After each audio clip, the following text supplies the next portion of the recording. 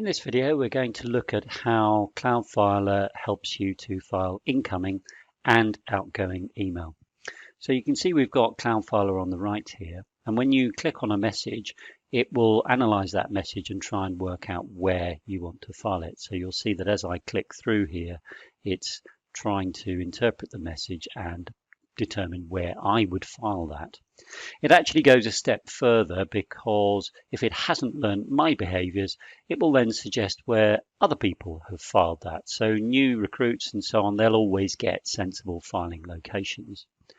Often it will isolate one particular location, so in this case specialist surveys for this email, because none of the other locations have suggested that this would be the right place to file that. It's given it 6 confidence bars, as we call those. If I pick this message down here, you'll see it's less certain. This is for an architectural assistant role from the HR manager. And not surprisingly, this HR recruitment location is right at the top of the list. But it's also seeing inside that email some aspects that suggest that I might file it to any one of these other locations. So you'll always get sensible suggestions, but it will try to home in on those that are most appropriate. To file the message, all I need to do is click that icon there. So I'm just going to do that now.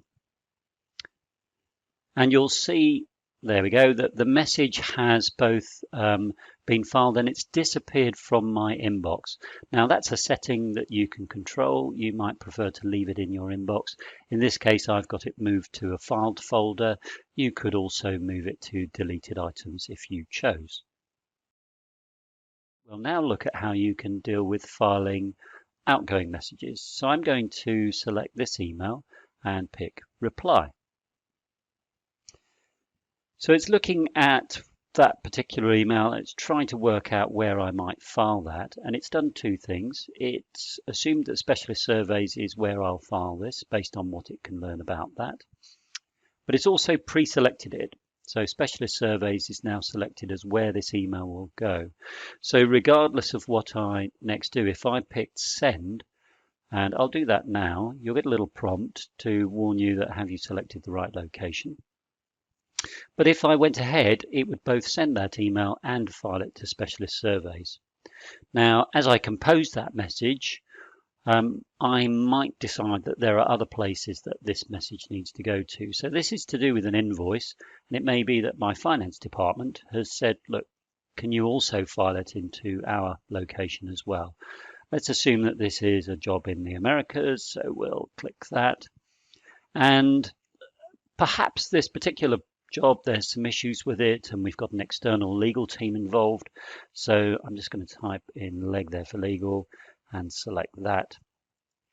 And so now I've got 3 locations. So when I send that message, it will get filed to all 3. And those locations could be on completely different storage.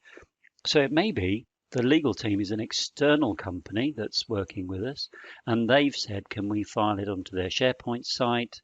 It may be another site is some external cloud storage to do with a construction management firm or whatever it happens to be.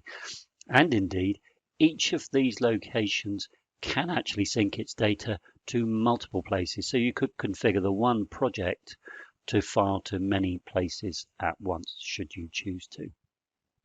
Once again, if I hit send, I'm going to get that prompt just to make sure that I've checked what I'm doing.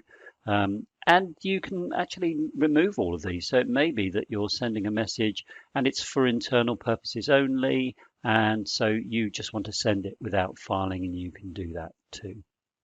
So there you are. Cloudfiler makes it really easy for you to file both incoming and outgoing email.